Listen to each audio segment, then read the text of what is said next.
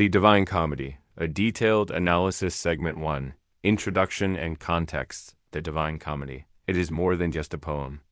It is an epic journey of a soul, a theological map of the universe, and a work that laid the very foundation for modern Italian language.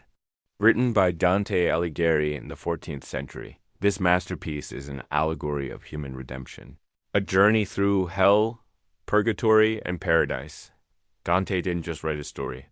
He placed himself at the center of it. The journey, which begins on the night of Good Friday in the year 1300, represents his personal and spiritual crisis. He is a man lost halfway through his life who needs to find his way back to virtue. Key points. Author, Dante Alighieri. Era, 14th century. Genre, allegorical poem.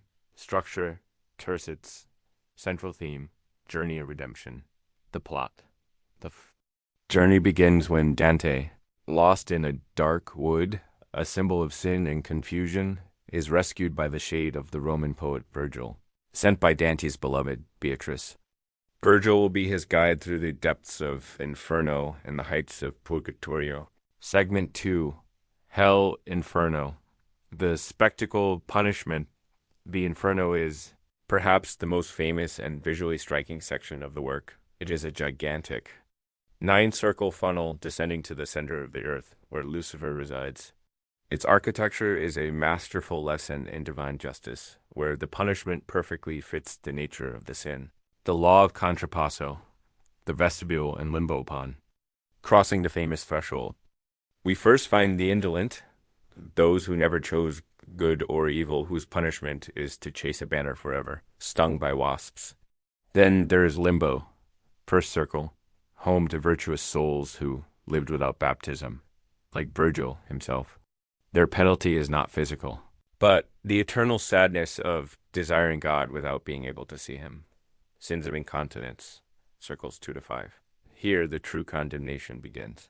The first circles punish incontinence, sins born from the inability to control. Natural appetites. Circle 2. The lustful, tormented by an incessant storm, dragged uncontrollably, just as they were dragged by their passion. Here we see Francesca da Rimini, whose tragic love story is one of the most beautiful and painful in Hell, Circle 3. The gluttonous wallow in mud, lashed by freezing rain and hail. Circle 4. The avaricious and the prodigal, push heavy rocks. In opposite directions, condemned to an eternal dispute. Circle 5. The wrathful and the slothful. The wrathful fight in the stick swamp. The slothful are submerged beneath its muddy waters. Sins of violence and fraud.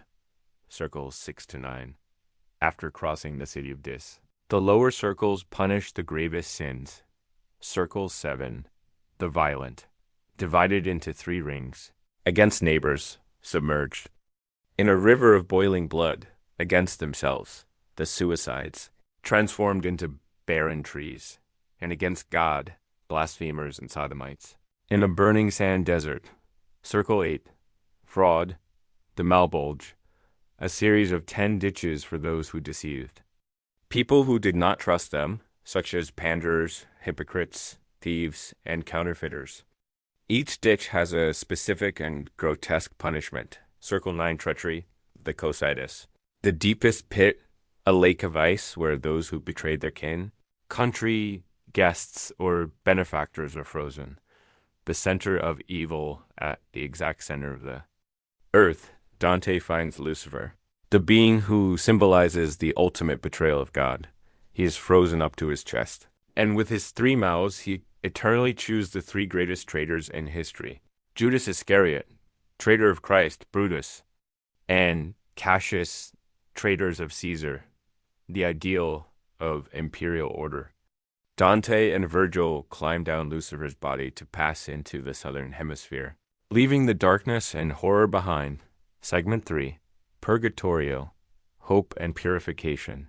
The Purgatorio is radically different from the Inferno. While hell is the realm of despair, purgatory is the realm of hope and the path to perfection. It is a mountain rising in the middle of an ocean in the southern hemisphere. The structure of the mountain, the mountain is divided into three main parts. Anti-Purgatory, where souls who repented late await, such as the negligent and the excommunicated. They have a waiting period to fulfill before beginning purification. The seven cornices or terraces. These represent the seven deadly sins: pride, envy, wrath, sloth, avarice, prodigality, gluttony, and lust, in reverse order from hell, from the most serious at the base to the least serious near the summit. Purification.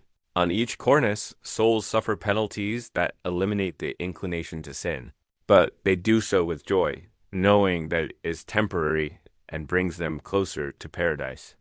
For example, the proud walk stooped under the weight of huge stones. Forced into humility, envious have their eyelids sewn shut, because in life they looked upon others with malice. Messages of example. On each cornice, Dante finds reliefs, or visions showing examples of the virtue opposite to the sin being purged, as well as examples of the punishment for that sin. The earthly paradise summit. Upon reaching the top of the mountain, in the Garden of Eden, Virgil speaks his farewell.